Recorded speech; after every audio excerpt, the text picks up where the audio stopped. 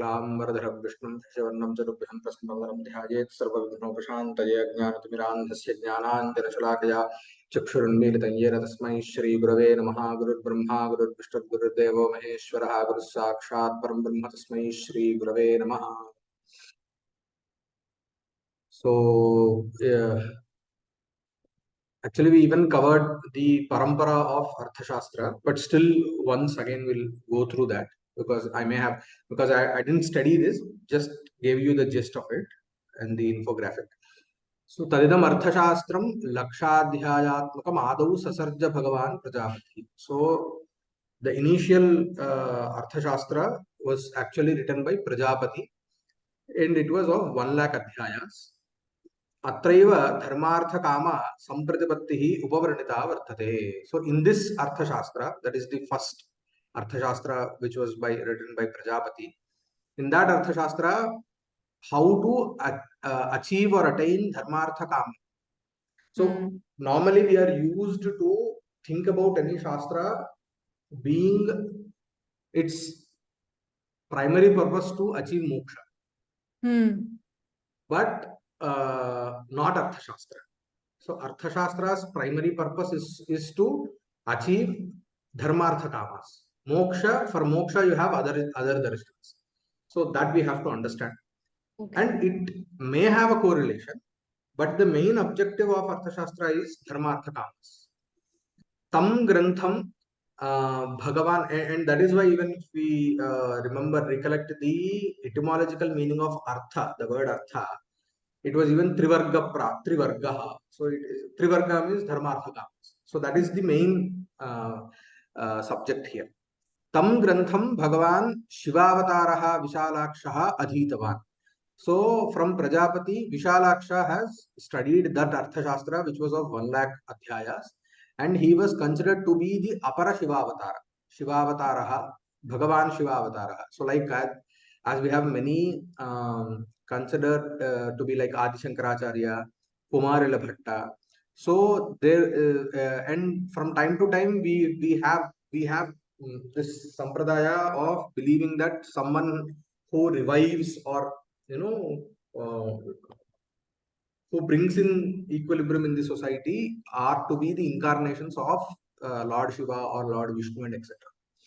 So in that way, a person called Vishalaksha studied that 1 lakh adhyayas of Arthashastra. Tataha Sankshipya Swiyam Grantham Vishalaksha Dashasahasradhyayatmakam Indramadhyapayamasa. So then he did a very compact version of that Arthashastra into 10,000 adhyayas, and he taught Indra. Sopi Sanchikshepa Panchasahasradhyayam. And Indra also again did a shorter version which was of 5,000 adhyayas.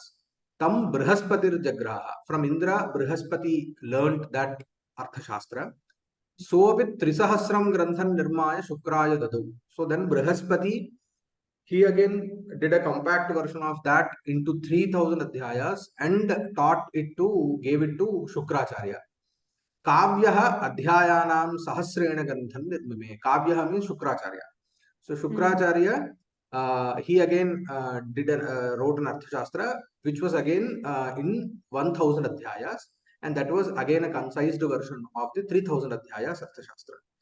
Aushanasam matam bharate vistarena varnyate, and this Aushanasam matam means the Shukracharya's matam, or the Arthashastra of Shukracharya was very much prevalent in Bharata. तथात्वेन Maharashtra राज्य शासन पर्यन्तम औशनसम्मतम आचारतया स्वीकृतं बभूवेति शुक्रनीत्यनुमोदितानां महाराष्ट्र राज्ये स्थितानां मंत्रिणां गणनया स्फुटीभवति. So it is very much evident in Maharashtra that in Maharashtra Shukraniti was very much prevalent and read by all the ministers of Maratha Samrajya. So by that we can understand that Shukraniti was very much popular in Maharashtra region or Maratha kingdom. Uparyukta parampara atiriktadyarthashastra parampara babhuvet granthantarat nyayate. Not only the said parampara of Arthashastra, but there is there is another parampara of Artha Shastra also, which is independent to this. Oh. So, like Apicha, Abhiya, Vidura, Uddhava, Bhishmadi, Matatvenapi, Tatra Tatra Sangraho Drishyate. So, by Abhiya, a person called Abhiya, Vidura, it is very much famous, Vidura Niti, part of Mahabharata. Uddhava Gita, and I suppose Uddhava, maybe we have to find Uddhava Niti, maybe we may have something. And Bhishma, maybe it could be part of again Mahabharata, where Bhishma had given some, his viewpoints or his understanding of administration, etc. in Mahabharata. We may have to find that. So these are all again independent literature.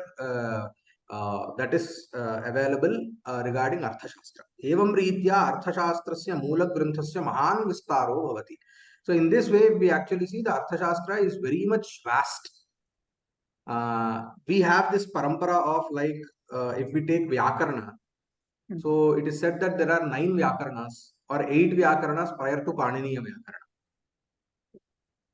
So Aindra Vyakarana, Chandra Vyakarana, Kashakritsna Vyakarana. So in this way, we had 8 other Vyakaranas, which were very vast. So they, when at the time of Panini, maybe it was such that it was very vast and people were not able to actually study the whole Vyakaranas which were available at that point in time. So Panini has again written Ashtadhyayi to again concised. So if you see in all the paramparas, we have a concised version of the Shastras available. Even Nyaya Shastra also.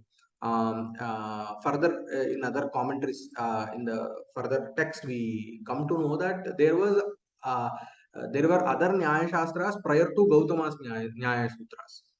So Gautama took those sutras. Even Brahma Sutras, if we take of Brahma Sutras, you find there again some sutras, you find the names of other prior rishis. So their opinion on one particular subject or one particular topic was also, you'll also see those citations in their works. So it is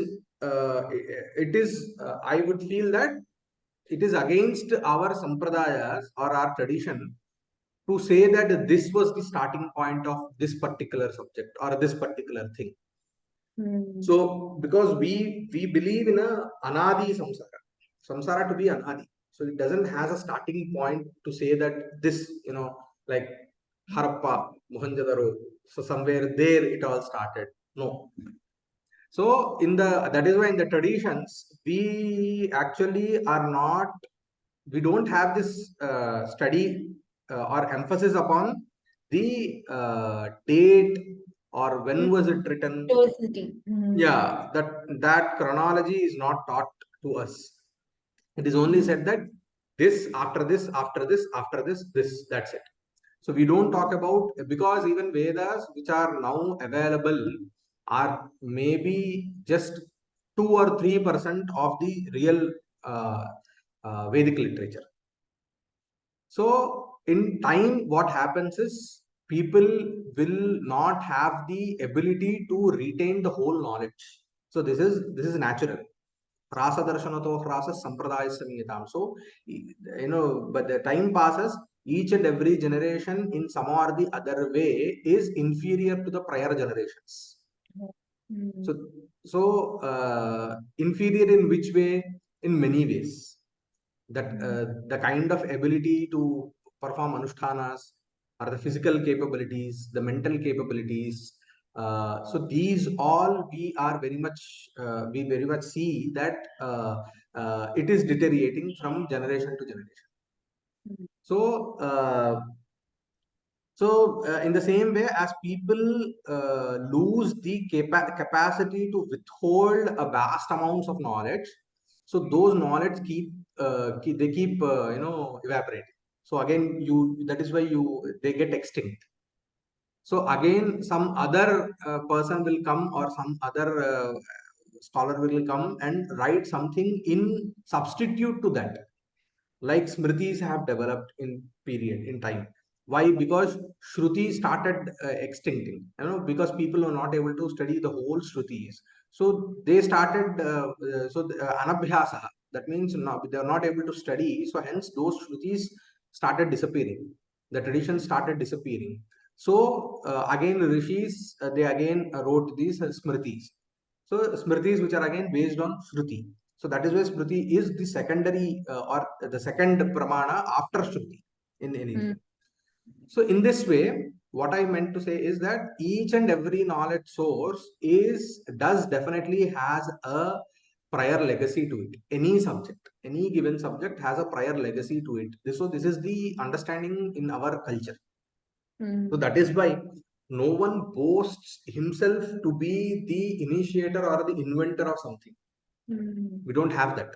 So even in now, even in Artha Shastra, he says that in the opening verses itself, Chanakya states that I am actually bringing this Artha Shastra based upon the Purvacharya's Artha Shastras. So that is why now, what is the Purvacharya's Artha Shastra? So these are the available sampradayas here available. अपि च आभीय विद्रोह okay fine दृश्यते एवं रीत्या अर्थशास्त्रस्य मूलग्रन्थस्य महान् विस्तारो भवति तानि सर्वाणि अर्थशास्त्राणि पर्यालोच्य अमन्दमतिः विद्यापारदृष्ट्वा आचार्यः कौटिल्यः सूत्रं भाष्यं च संक्षिप्य षट् श्लोकसहस्रं साशीति प्रकरणशतपरिमितं ग्रन्थं निर्बबन्ध अमात्यश्रियं च साधितवान् सो Chanakya, who is Amandamati, who is not a Mandamati. That is, yeah, Mandamati means who is not having intellect. So he is contrary to that, and he is Vidya Paradrashva. He has seen the ends of the Vidyas that were available at that point in time. So that means whatever knowledge was available in the Shastri, in the Parampara, he had undergone all the studies. So he has the ability to actually concise and again write sutram bhashyam cha sankshipya.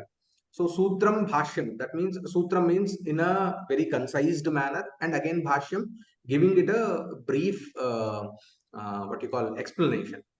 So in that way he has written this Artha Shastra in 6,000 shlokas and Sashit Prakarana Shatam. So Ashiti means 80, Shatam means 100. So 180 prakaranas. So the whole is in Arthashastra is in 180 prakaranas. And we have 16 adhikaranas. So Arthashastra is preliminary in 16 adhikaranas.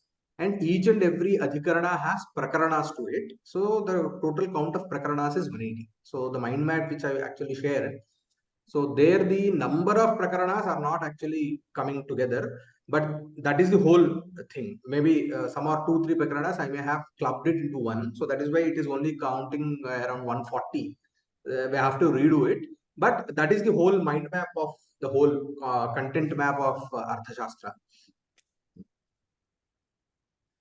नीतिं निरूपयन्नपि ग्रन्थकर्ता भूमेः अर्जनम् अभिदधाविति स्वग्रन्थम् अर्थशास्त्रत्वेन जुगुष. So even though he was actually dealing with Niti, so essentially it is about Niti, but he even covered things related to Bhumehe Arjanam. Capturing new territories and how to maintain them and how to defend them and etc.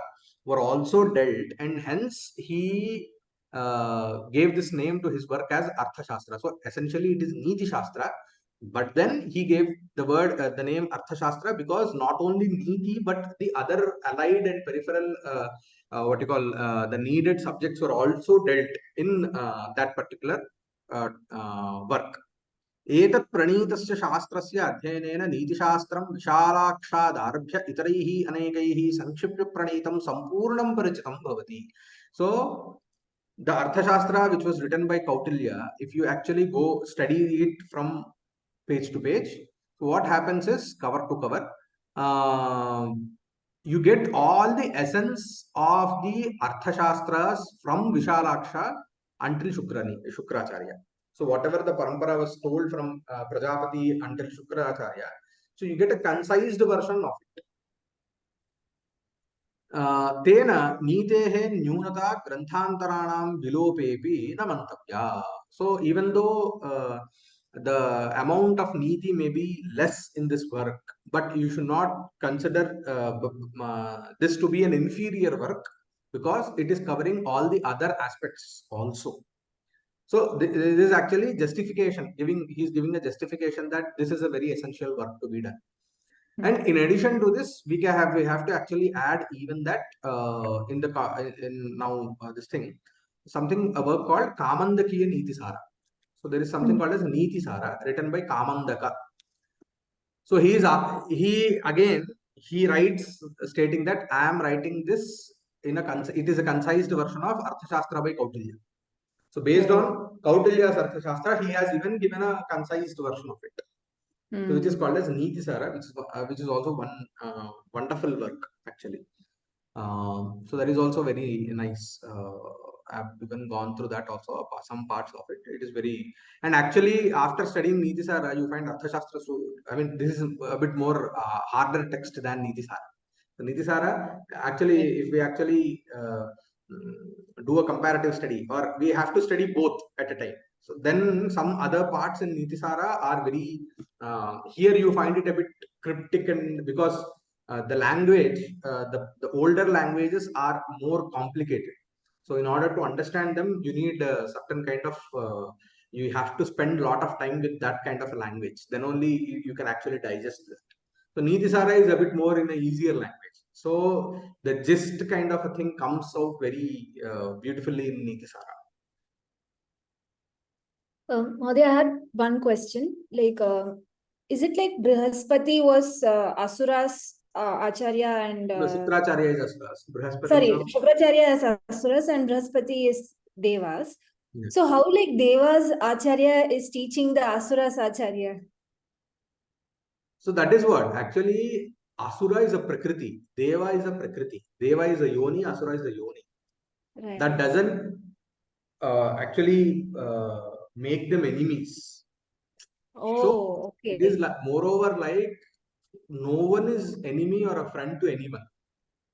Actually, if you actually keep it, if you think from see it from an eagle perspective. So these are all considered to be different kinds of yonis. So devas and asuras, manushya. So these are all yonis. So essentially, and even acharyas are beyond this. So they are in a very higher level of understanding. Sure. So I don't think that that stops them from getting from the other. That is one answer. The other thing could be that whether it is the Shukracharya of Asuras is the Shukracharya here, and Brihaspati being the Devacharya, Brihaspati being here is also have to be examined, because we don't know, because there could be many other acharyas with the same names also. So, but normally here we do not find it to be another acharya other than the Asuracharya of Shukracharya, because they haven't stated that in such a way. But anything is possible. Yeah. And one more question, like when we are saying bhashyam, so like does the bhashyam also, it only explains what's there in the sutram, or does it also try to explain the application in that particular era in which it is say created? So the main objective of bhashyam is because sutram will be in a very concised manner, right? Yes. So in order to unlock it, it's moreover like a decrypting, this thing. So it may at times give you any examples, but whether it is about applicability or not is a different this thing. It depends upon, if you see, you have to take this for example, if you take the Paniniya Sutras. So where is the application of Paniniya Sutras? In Sanskrit. Yeah. Okay. Yes. So the application itself is the objective of sutra in language. It's a linguistic work, so it is in language. So we have to see that the sutras, where are the sutras actually, what is the objective of that particular subject in which the sutras are actually there. So it is about application only, everything. But if you take Brahma Sutras, where is the application of Brahma Sutras? What is the main purpose of Brahma Sutras? Is to actually help you understand the essence or the main intention behind the Upanishadic verses, which have contradictory meaning or which are not clear. I mean, in the first reading, you may not be clear about it, or else you may have contradictions to it, you may have some doubts to it. So, in order to help you understand the main tatparya behind each and every, not each and every Upanishadic verse. You see, Brahma Sutras doesn't deal with every Upanishadic verse. They only deal with specific Upanishadic verses which have a contradiction or which may have no, which are not clear if you study once. So they are very specific about each and every adhikarana has a specific Vishaya Vakya. So each and every adhikarana deals with a specific Upanishadic verse. Because that is a Mimamsa Shastra. Mimamsa means what? Actually knowing the right meaning, the intended meaning of the Shruti is what is Mimamsa. So what the Purva Mimamsa does? It also deals with certain specific particular Vedavakyas of the Karma Kanda. Samhita, Aranyaka and Brahmana Vakyas. So it is about application. Right. So if we come to Artha Shastra, then what is the Artha Shastra's main objective? Is evading Marxist Nyaya in the society. So whatever is said, it is said related to that. So everywhere we have to maybe get clear about what we mean by applicability, application. Can there be any subject without application? I mean, of course, it's, but like there may be some elements of a particular, like how you said, the society is degenerating. So how much of the essence I can actually apply means I'm actually able to see and therefore, apply in that sense. Like that was what I was thinking. Yeah, that's what. I mean, we have to have this clarity about what is application to us in our personal this thing. Whether it is so it can be multiple layers. It may have multiple layers to it. Sure. And definitely each and every shastra will definitely help us in getting more clear perception about anything which we are dealing with. These all things give you what? They give you the analytical ability to analyze anything. So that is what is all about. So how you analyze things and how can you analyze, how good you can analyze, and how different you can think about one particular subject.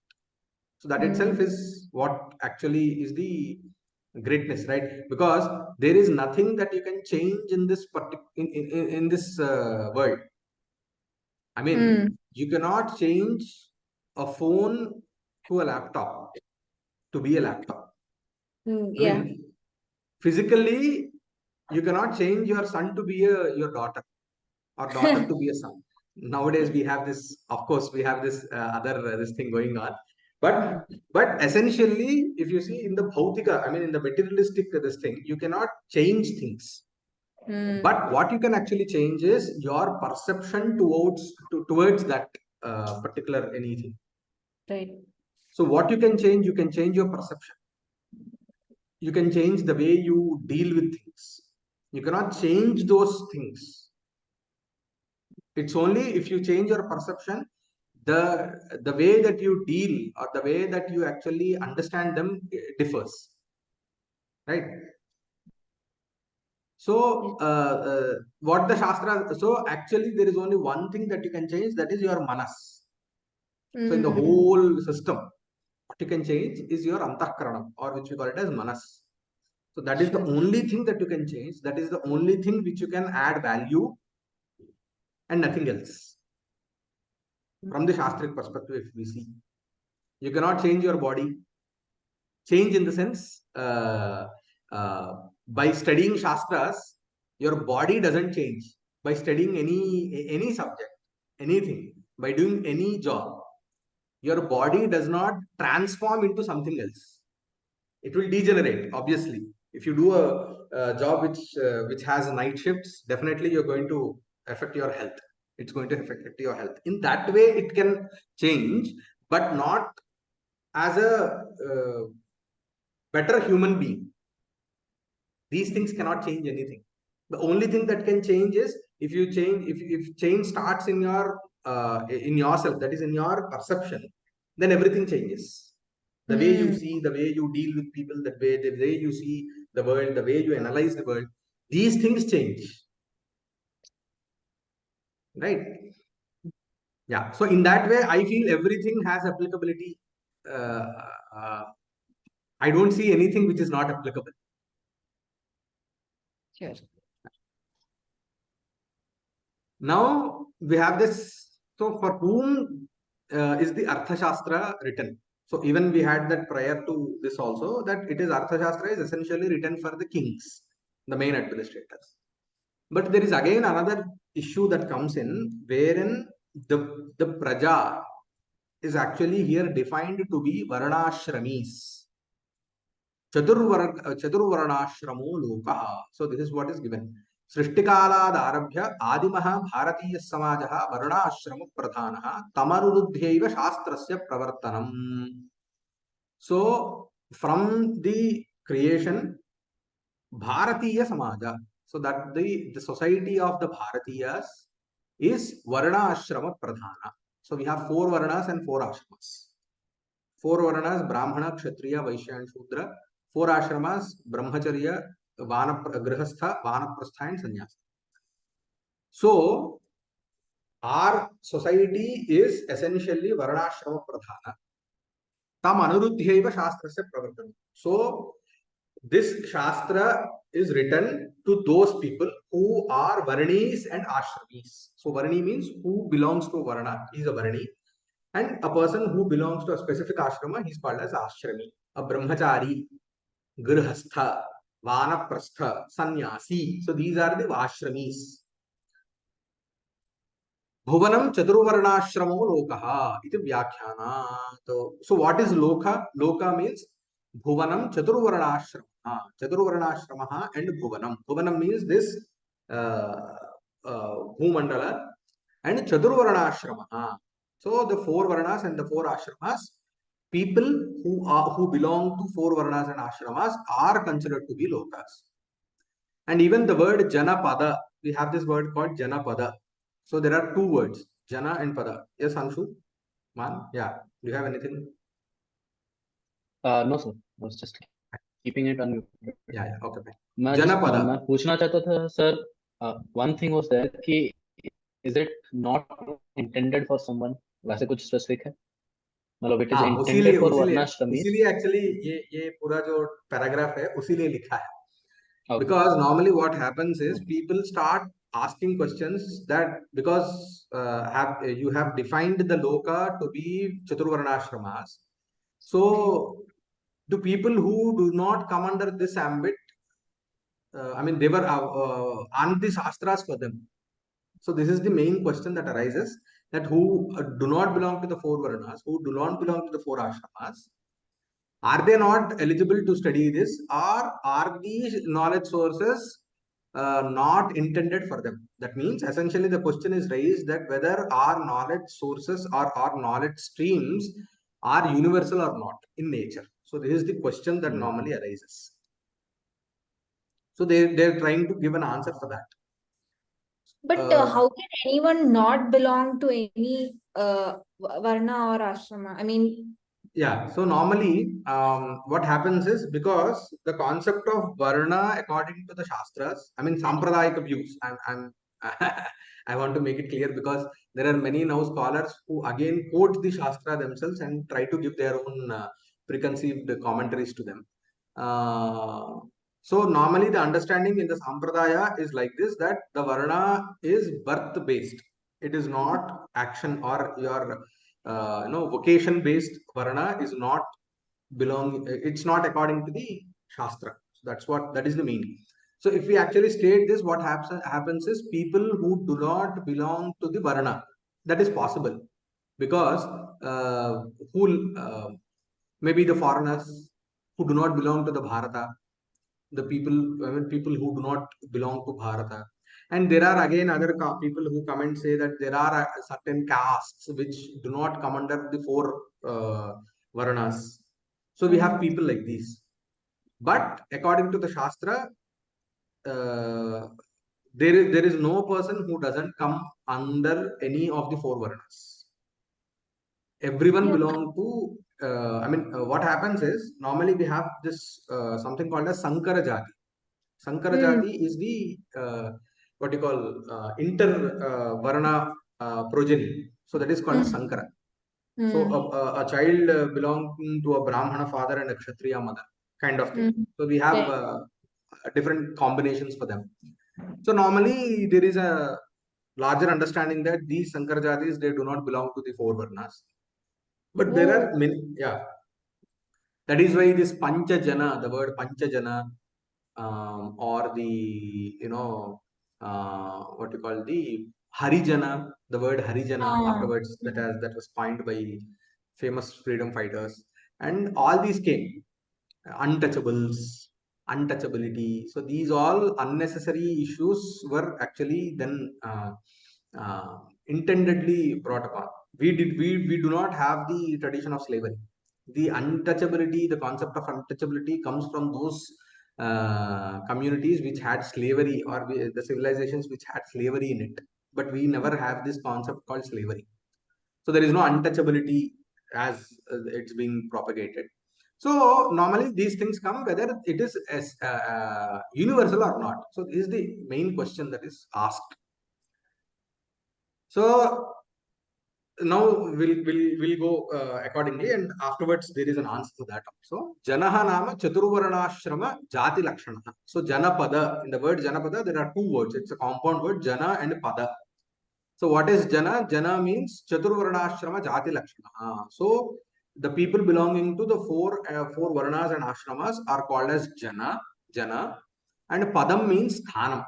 Padam means the place where these kind of people stay. So that is Janapada.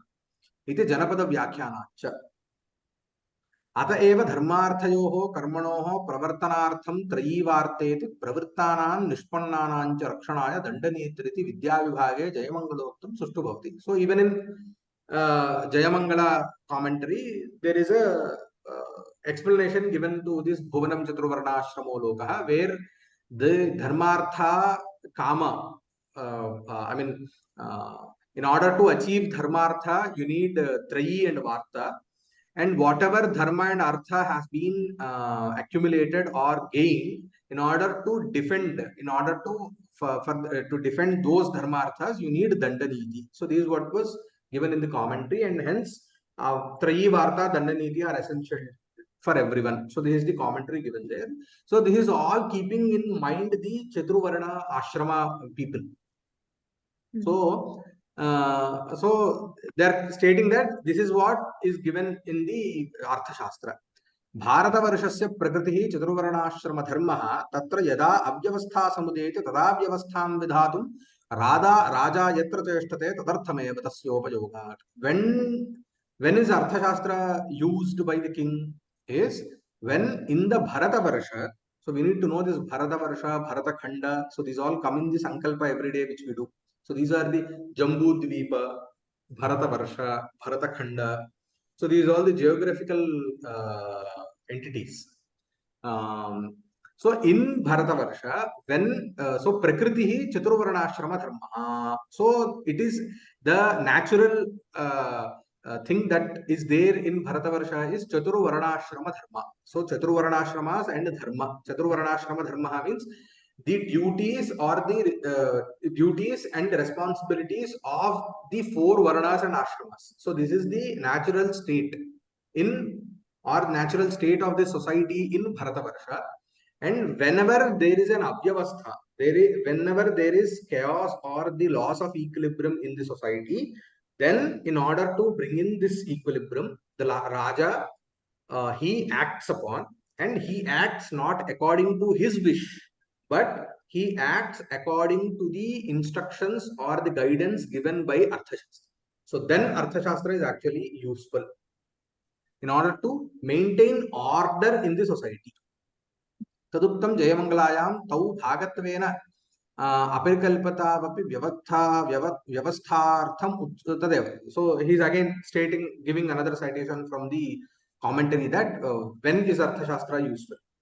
राज्ञा कर्तव्या च व्यवस्था नैच्छिकी संभवितुमर्हति तस्य रागद्वेष आत्मदोषत्वात्. So the Raja cannot act according to his whims and fancies or his ichha. So because he is again having these disqualifications or negative qualities such as raga and dvesha.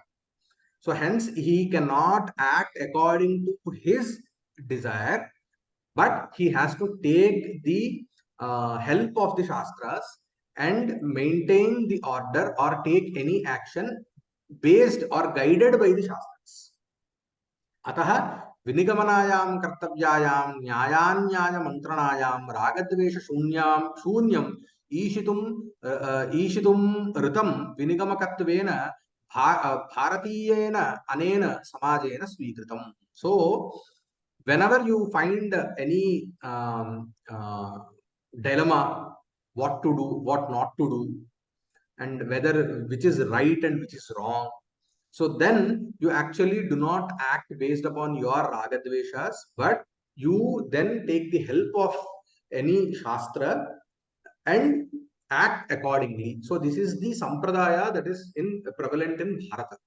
अतः वर्णाश्रम व्यवस्थायाः सुचारुत्व संपत्तये त्रयी प्रामाण्यम उररीकृत्य प्रवृत्तम अर्थशास्त्रम वर्णाश्रमिणां कृते एव संभवति. प्रत्येक देशवासिभिः तत्तद्देशमनुरुध्य संविधानस्य पार्थक्येन कृतस्य संविधानस्य प्रदर्शनात्. So in order to maintain the in order to maintain the order in varnashrama vyavastha, if you see, even in Arthashastra, Trayi is given a very important role. Trayi means the Vedic knowledge. So why Trayi? Because this society is actually based on the principles and the knowledge based in Trayi. So in order to maintain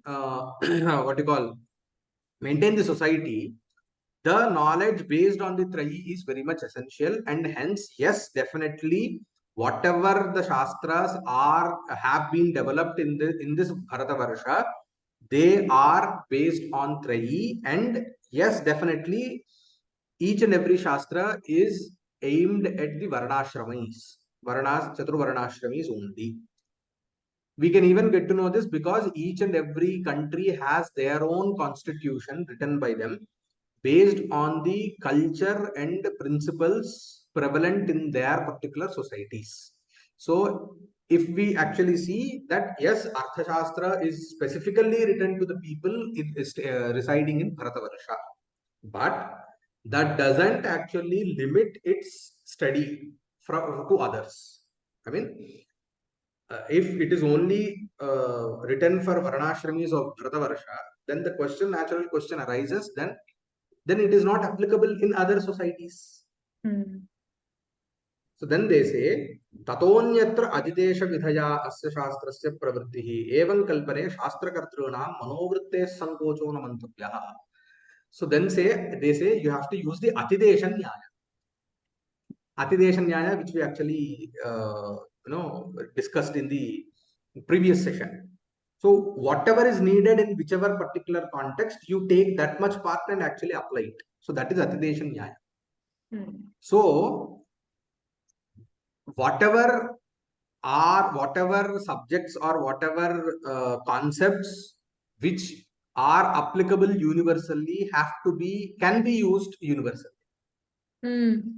That doesn't stop people, restrict people from studying Arthashastra. Or Arthashastra does not restrict that non-Bharatiyas, non-Varnashramis should not study Artha Shastra. No. How come you say that? So there again comes a question. How can you say? So then they give you this. If you have to examine the Artha Shastra Tikas, the commentaries of Artha Shastras, then we will understand. Arthashastrasya asya Arthashastrasya naikapi tika Srimulam Vihaya Purna Vartate. So there are many commentaries of Arthashastra, but apart from Srimula commentary, not all the commentaries are full. They are for particular divisions of Arthashastra. So some have done only till this part, some have only done for a particular part. Apart from Sri Mula, you do not find a comprehensive commentary for Arthashastra, which covers the whole work. तथापि वैदिकाः अवैदिकाः नीतिं चिन्तयद्भिः अर्थशास्त्रं समादृतं वर्णाश्रम समाज स्थापने संस्थापने महान् आदर्शस्य समर्पितः इत्यस्य सर्वपारिषद्यं निर्विवादमेव. So you do find commentaries by Vaidikas and Avaidikas. Vaidikas mean who actually accept the Veda to be the Pramana. So they mean they come under the Chaturvarnashram. Avaidikas are not, they do not belong to the Chaturvarnashrams. They won't accept it in Yeah. But even Avaidikas have written commentaries for Arthashastra. Oh. Actually, the work which actually we are now referring, there is a Tika by a person called Vaghma, what you call his name is Yoghma Bhikshu. Bauddhana? Yeah, he is a Jaina or a Bauddha. So he is an Avaidika. He doesn't belong to the Varnashrama, Chaturvarnashrama. Then why did he write a commentary on that? If it is not universal. So he has written. To Khandanam of it? No, it's not a Khandana Vyakhyana. It's not a Khandana commentary. He's not refuting anything of Arthashastra. It is actually in order to understand Arthashastra, he has written that. So that states that the parts which actually do not contradict or which do not have the need of application only to Varnashramis, those concepts are natural, they are universal, because this is something, a work which deals with public in society in large, society at large, right? So it is addressed to society. Some things are related to law and order, how to maintain law and order. There are something related to what you call formations of defense formations, how army formations, the vyuha and etc. Those have nothing to do with any varnashramas. At the time of battle, how should you form your the army based upon the territory of your war? How should you do that? That doesn't need any varna and ashrama understanding, or it is not only applicable to some varni and some ashrami. So Sir, but are there any other examples of any shastras which have Vedic tikas on them? Vaidika tikas. You see, I can say this much. Some parts of Nyaya Shastra, you find their application in the Bauddha Granthas also. Yes, that's how I got it. The kind of Vada structure they have developed. Even if you see the Bauddha and Jaina texts, they are in pure Nyaya Shastric jargon. Without studying Nyaya Shastra, basics of Nyaya Shastra, you cannot study Jaina Granthas, some of the Jaina Granthas. Even today, Jaina Bhikshus study Nyaya Shastra under Vaidikas. Wow. I haven't taught, but some of my friends, they went to Ahmedabad and other Jaina samsthanas, and they taught them. Even my Guruji, Mani Guruji himself, he taught Atmabodha and etc. to a Jaina Bhikshu. So even today, we have Jainas actually studying Nyaya Shastra under Vaidikas.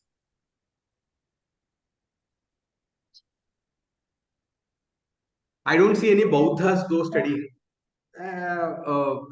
But because I don't see any Bauddhas actually studying the Bauddha Prakarana Granthas which are there in Sanskrit. Not many that I have seen until now. But yes, Jainas, they do study, and I have gone through some of the Bauddha texts and the Jaina texts. They are in pure Nyaya Shastra's language. Yeah. So that is what, you see this Athideshan Nyaya everywhere. There are other knowledge sources which were developed based on the Vedic knowledge. Okay. यथा जयमंगलकर्ता शंकराचार्यः वैदिकः योग्म भिक्षु प्रभमति अवैदिकौ. So Shankararya is the Jayamangala Vyakyakarta. So is the commenter. He did the commentary of Jayamangala for Artha Shastra, who is a Vaidika. You have Yogma Bhikshu and Prabhamati, who are Avaidikas, who are Jaina and Bauddhas. Etasu Tikasu Jayamangala Adimadhikaranameva Prakashayati. So Jayamangala only deals with the first Adhikarana.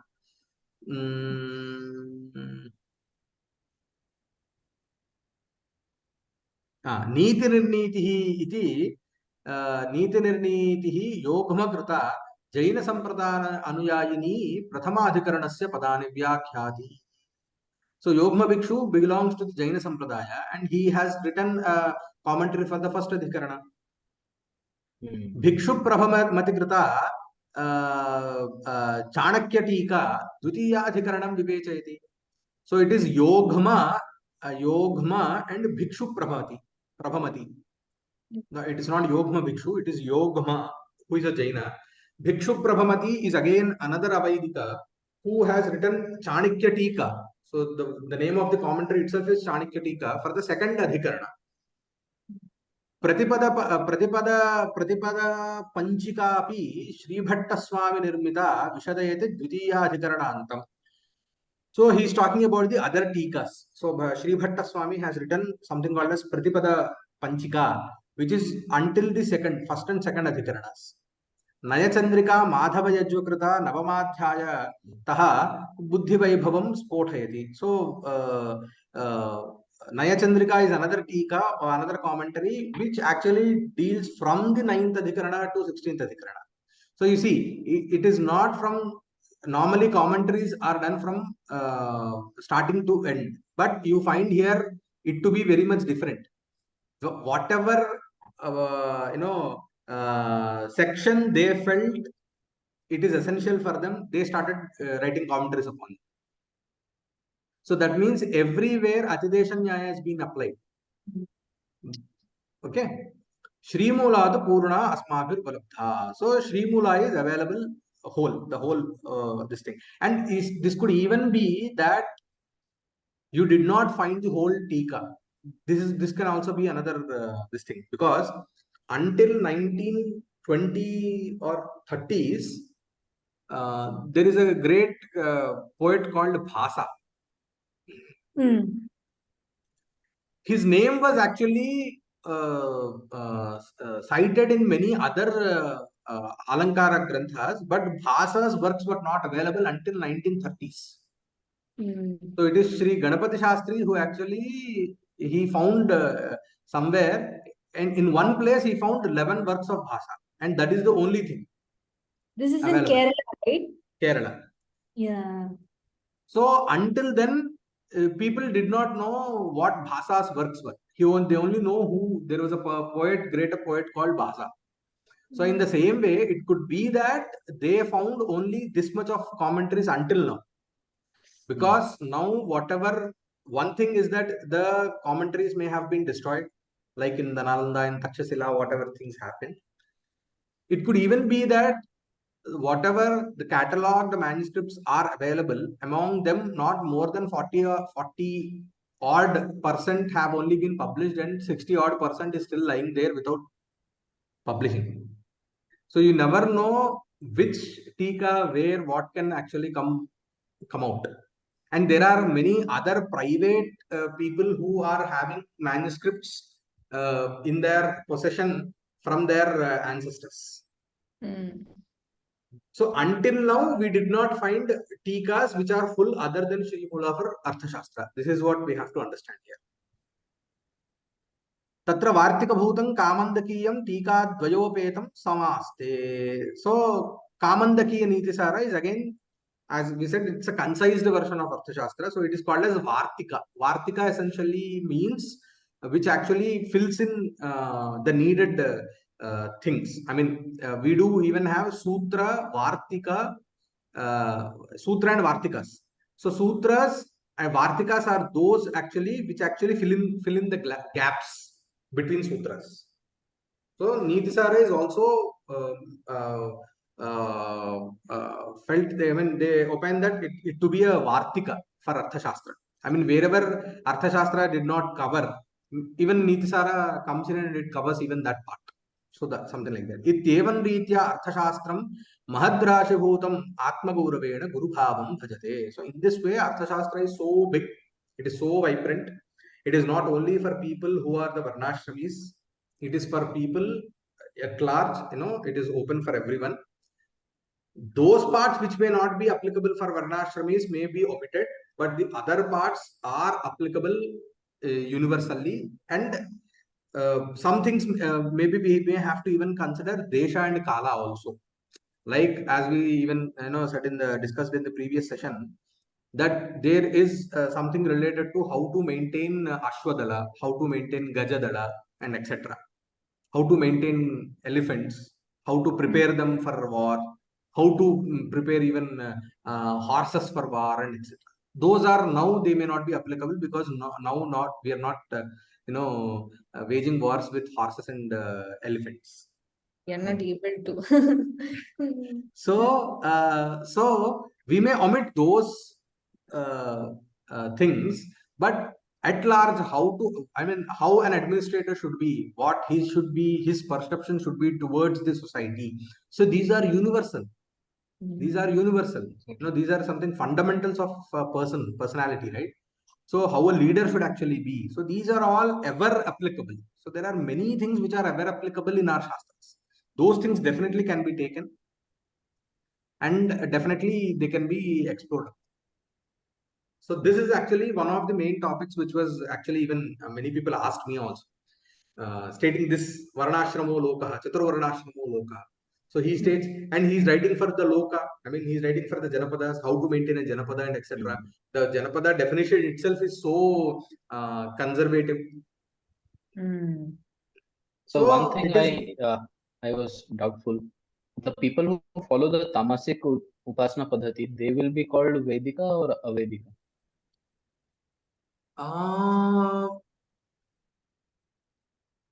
There is nothing Avaidika in it, technically. It is not Avaidika. Because in Veda itself, you have in certain places something called as Abhichara Kriya. Okay. Marana Prayogas are available. How to kill your enemy by doing a yaga. So such things are also given. And Tantra Shastra, you find them in number of Tamasic Upasanas and etc. So that is why I said these are, if you see it according the Shastra's perspective, not keeping in mind how the normal lay person actually sees it. If you see it from a technical perspective, it is one of the ways given to people. Some are, as in Bhagavad Gita itself, you find Sattvic, Rajasic and Tamasic Upasanas, Ahara Paddhati, Upasana Paddhati. Okay. You do find that in 16th Adhyaya, if I'm not right, 17th Adhyaya, I suppose. In 17th Adhyaya, you find this. So, by stating that, you understand that you had these kind of practices. But yes, are they ideal upasanas? No. Were they bad to do? No. No one ever said that you should not do tamasic upasanas. But if you are a moksharthi, then tamasic upasanas will not lead to moksha. That's it. Because one cannot change one's prakriti. Okay. Someone is so ferocious, he is so ambitious, right? You cannot change his natural tendency, because that comes from his birth. And birth is determined by your papa punyas, your prarabdha. Actually, your prarabdha decides your fundamental characteristic. Okay. So you cannot. Why is Ravana Ravana? Wasn't Ravana well versed in all the Shastras? Yes. But why still he was Ravana? Why he was not Rama? Because of his prarabdha. Even though you have, you know how to do Satvik Upasana, but that doesn't suit you, then you cannot do it. You have to try to do Satvik Upasana, but you cannot compel yourself to do Satvik Upasana every time, to everyone. I mean, the way you have different kinds of workouts. You have what this weight training is there. You have what you call CrossFit. CrossFit. Okay, you have again something called as calisthenics. Calisthenics or something. You have different kinds of workouts, right? Again, you have this Akhada wala workout. You have the yoga, which is again a different kind of workout nowadays. So, people turned it out to be a workout, right? So, how do you choose? Exactly. How do you choose? Based on your past karmas, you automatically choose it. Yeah, you get inclined. I mean, something fits you very much, right? So that is your actual self. That is actually leading towards. Some people cannot sit in this kind of a discussion. Some people are very much natural in understanding money. I don't understand the concept of money. How much ever you may teach me, I don't understand. Literally, I don't understand. For me, it is moreover like a Brahma Padartha. I don't understand how to deal with money. I don't know. But some people are very well versed in that. They are like, they predict things in stock market. They do option trading and all that stuff with very easy. I mean, they're natural in that. That is why you call them naturals, right? Why is Usain Bolt Usain Bolt? My main line of thinking was that even the Tantra Shastras start with that assumption that Varna Sankara has already happened. So, यदि हम लोग यहाँ पे बोल रहे हैं कि शास्त्र was for Varnashramis and it also has exceptions for the Sankara, for what has happened. According to Shastras, Varna Sankara they also come under the Shudras. They are also considered to be Shudras. No one is out of the realm of Varna, 4 Varnas. There is nothing called as Panchama Varna. Upon this, actually, Vasishtha Ganapati Muni has actually written. Have you heard of Vasishtha Ganapati Muni? So, he is the first disciple of Ramana Maharshi. Because of him, Ramana Maharshi started speaking. Until then, he was Mauni. He did not utter a word. So, Vasishtha Ganapati Muni is a great scholar and a freedom fighter. He was Mantra Drashta. He's a wonderful, he's again a kind of a Da Vinci kind of a personality, you find. Uma Sahasram, Renuka Sahasram, all these things he has done. And he's one kind of a person, again, one in a century kind of a personality.